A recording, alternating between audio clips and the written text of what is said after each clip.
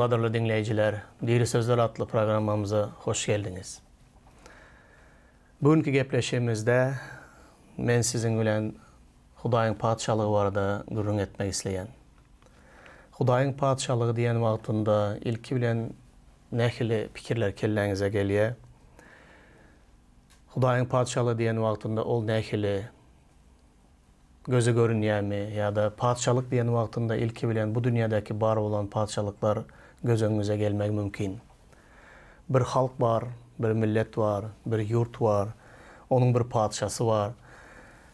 Padşalyk diýen wagtda ilki bilen gözüňe gelýän zatlar şulardır.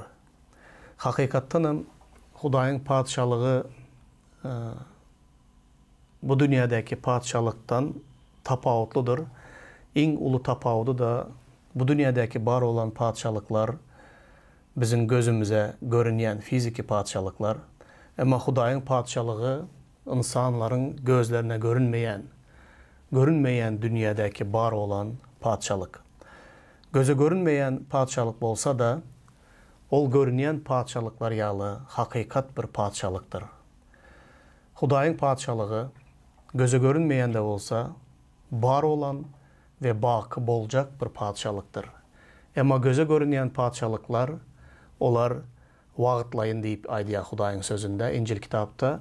Olar bu dünýäde başlangıcı ve soňu bar diýip aýdýar. Köplençe biz görýäris, padşalyklar bütün adamzat taryhyna seretsek 4-5 sany, ondan köprek imperiýalaryň bolandygyny görýäs. Ve her bir imperiyalar öz döwründe, öz wagtynda bolup geçen padşalyklary görýäs.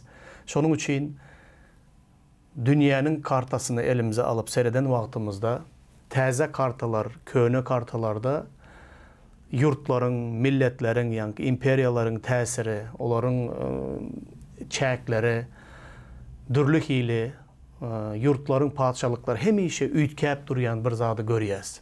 Sebäp köne kartlardaky bar olan imperiyalar häzir bizim döwrümizde yok. Emma täze bir zatlar döräp başlaýar. Hemişe yurtlaryň, milletleriň yerleri, ýa-ni serhetleri, topraklary üýtkäp durýar padşalyklaryň.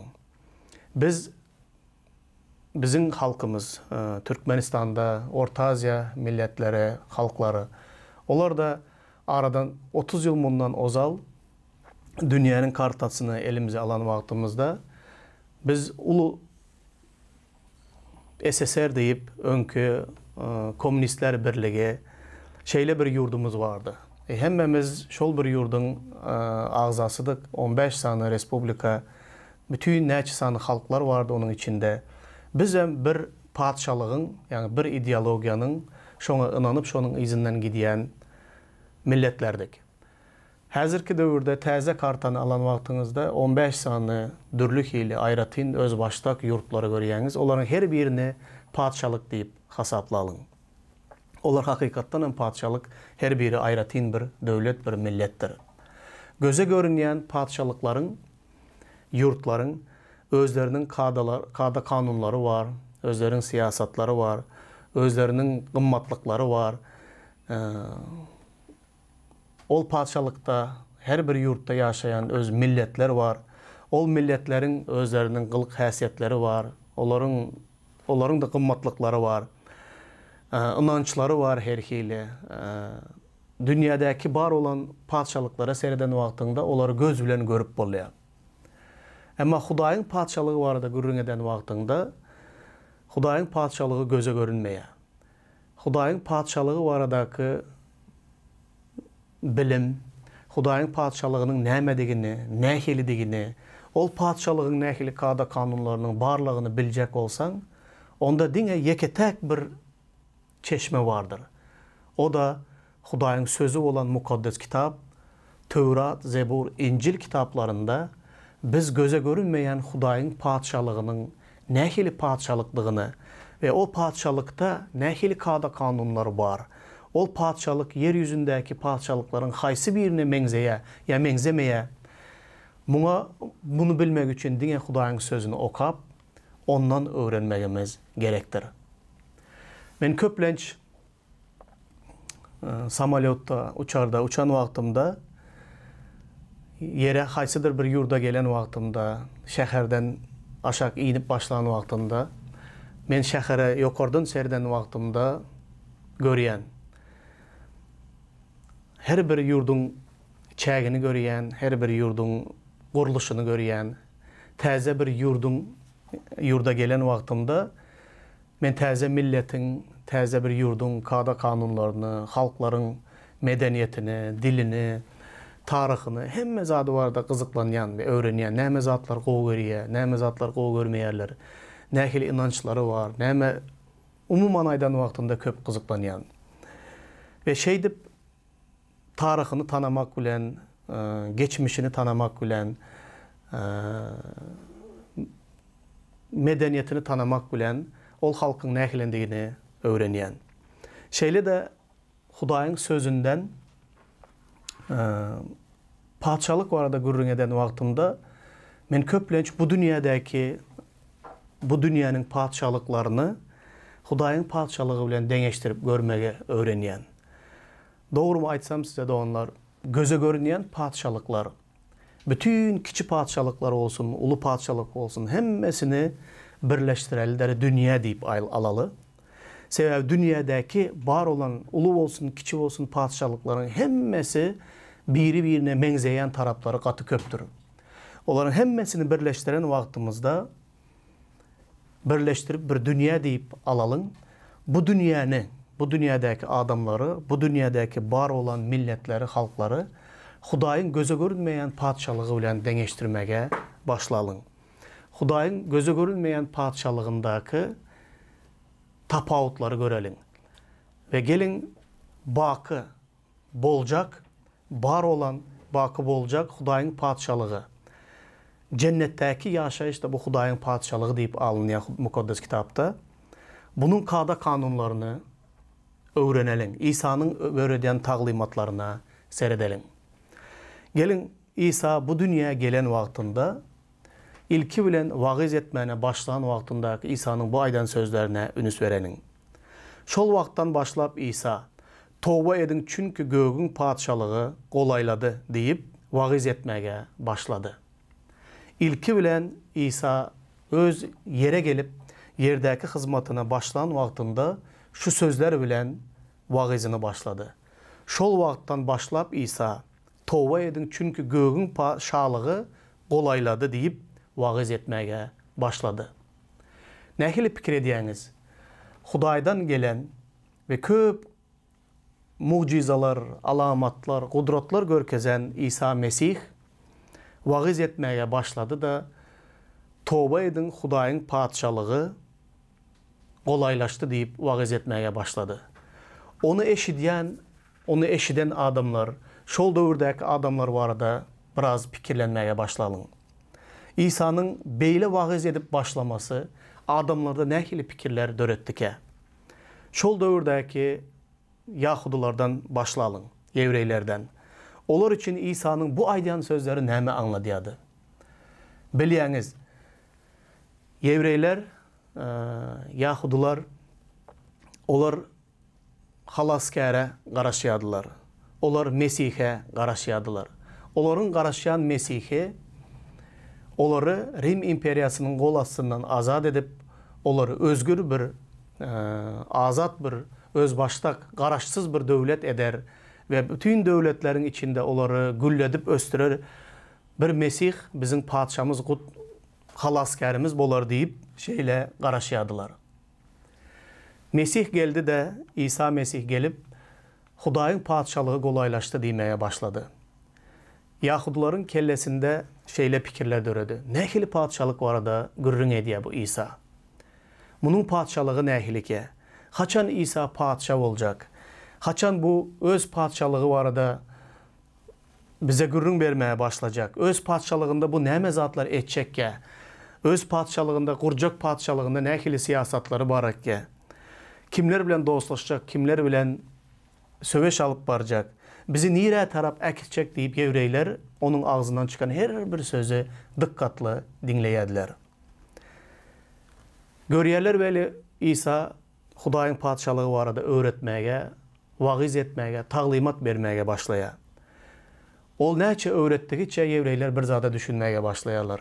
İsa'nın öwredýän taglimatlary, İsa'nın öwredýän hakykatlary, onun sözleri ýewreýlerin garaşýan padşalygy barada, ya bar olan padşalyk barada hiç zat aýtmaýa, gaýtam bar olan padşalygy ýazgarmaga başlaýar. Onda olar gaty howsala düşýärler. Hatta şol döwürdäki padşa bolan Herodes de İsa'ny izarlamana başlaýar. Ol öz tagtyndan gorkýar. Çünki İsa meniň tagtymy alyp, padşalygy meniň elimden alyp, täze bir padşalyk getirermeke diýip gorkmana başlaýar. Olaryň gorkusy şo derecede ösýär welin, hatta Rim imperiýasy da İsa'ny bu nämeler etjek bolýar. Eger İsa padşa bolsa, ýewreýler Rim imperiýasyna garşy da gozgalan turzarlarmy diýip, olar da gorkmana başlaýarlar. Umuman aýdan wagtynda İsa'nın göklerin padşası olayladı diýip wagys edip başlaması bütün yurtta, bütün halkta, bütün milletlerde howsalalyk döretmäge başlaýar. Sebebi olar İsa'nın gürrüň edýän padşalygynyň nämedigini, nähilidigini, o haçan geljekdigini ve bu padşalyk bularyň göwnünden turýan padşalykmy, ýokmy, bunu bilmedikleri üçin İsa'ya garşy dildürüşmäge başlaýarlar. Ona karşılık görkezmeye başlayarlar.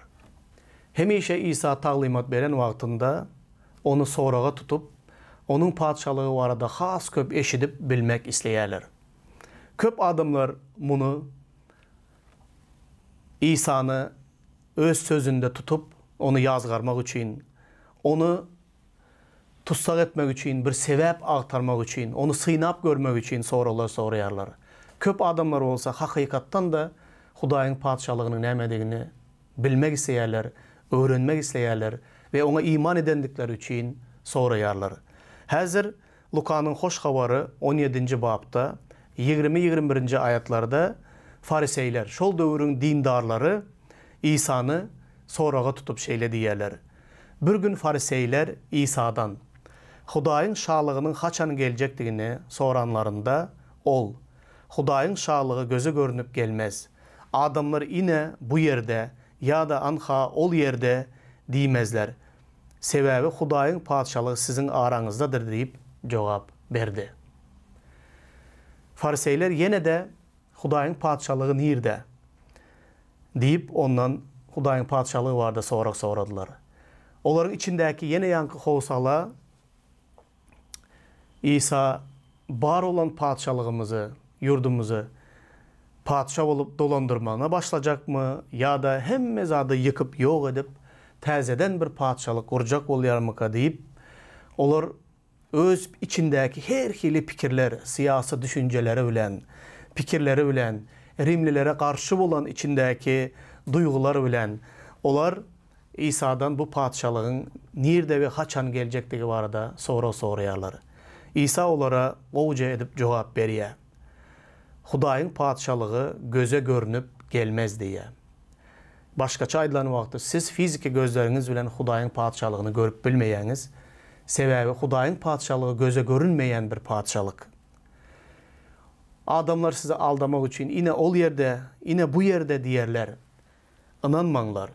Çünkü Hudaýyň padşalygy eýýäm sizin araňızdadyr diýip İsa özü barada gürrüň berýär.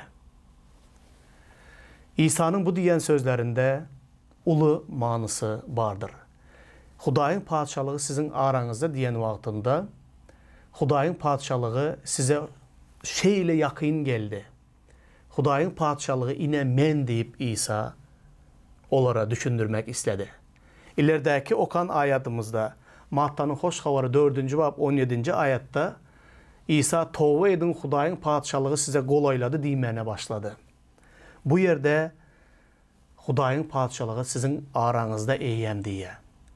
Ol özünü yeketek Hudaýyň padşalygyndan, Hudaýyň içinden çıkıp gelen, Hudaýyň padşalygyny gözü bilen gören, Hudaýyň padşalygynyň sırlaryny, Hudaýyň padşalygyna gidýän ýolu, Hudaýyň padşalygynyň bize düşündürmek üçin, görkezmek üçin, bizim günahlardan halas edip, aklap, temizlep, şol padşalyga alıp gitmek üçin gelen halaskar ve Mesih digini şu ayetlerin üstü bilen açıklaya ve adamları düşündürmek isteye.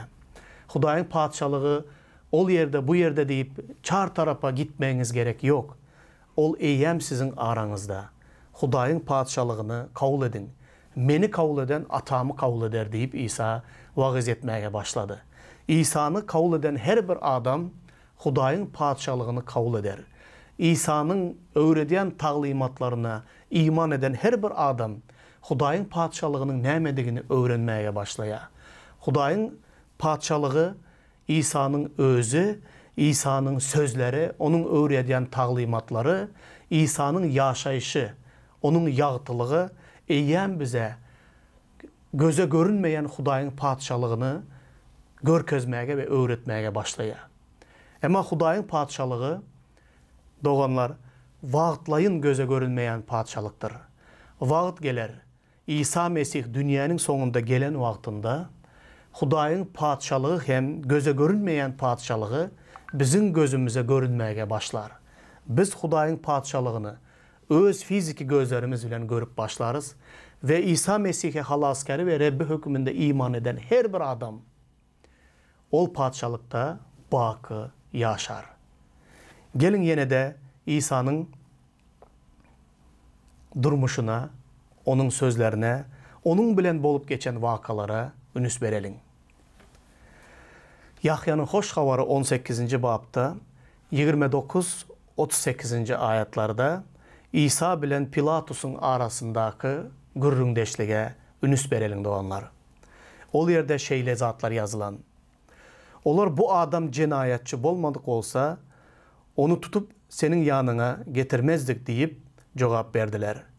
Pilat'ın yanına yankı dini yolbaşçılar, fariseyler, dindarlar, sadukeyler, kanunçular İsa'nı tutup cinayetçi deyip Pilat'ın yanına Rim imperyasının şol Orta Doğu'da cevapkar olan Pilat onun yanına getirip İsa'ya ceza vermek istediler. Ve onlar dedi ki bu cinayetçi olmadık olan olsa senin yanına getirmezdik dediler. Pilat onlara beyle olsa onu ekidinde öz kanunlarımız boyunca hüküm çıkarıverin dedi. Yahudiler Pilat'a bizim kimdir birinin ölüme hüküm etmeye hakkımız yok dediler. Bu İsa'nın özünün nähil ölüm bilen ölecektiği barada öňden aýdylan sözlerin berjaýy bolmagy üçindi. Onsoň Pilat yine öz jayına girdi de İsa'nı çağırıp ondan sen Yahudilerin padşası mı deyip soradı. İsa ondan bunu özüňden aýdýarsyňmy ya da men hakda sana başkalar aýtdy mı deyip soradı. Pilat İsa eýse men Yahudi mı näme? Seni maňa öz halkyň bilen yolbaşçı ruhanylar tutup getirdiler. Sen näme iş ettin dedi. İsa ona menin padşalygym bu dünýäden däl. Eger menin padşalygym bu dünýäden bolsady, onda hyzmatkarlarym meni Yahudilaryň eline bermejek bolup göreşerdiler. Emma menin padşalygym başka yerdendir dedi. Pilat ona diýmek sen padşa da dedi. İsa ona padşalygymy özüň aýdyp dursun. Men hakykata şaýatlyk etmek üçin doğuldum. Şonuň üçin hem dünýäge geldim. Hakykatyň tarapdary bolan her bir adam maňa kulak asar deyip cevap berdi. Pilat ondan hakykat näme deyip soradı. Muny diýenden soň ol yine Yahudilaryň ýanyna çıkıp olara men onda hiç bir yazık tapmadım dedi. Adırlı doğanlar, ine Pilat'ın önünde duran bir günahkar hükmünde tutulup getirilen Rabbimiz İsa Mesih'in Pilat ile arasındaki güründeşliği bilelikte okadık.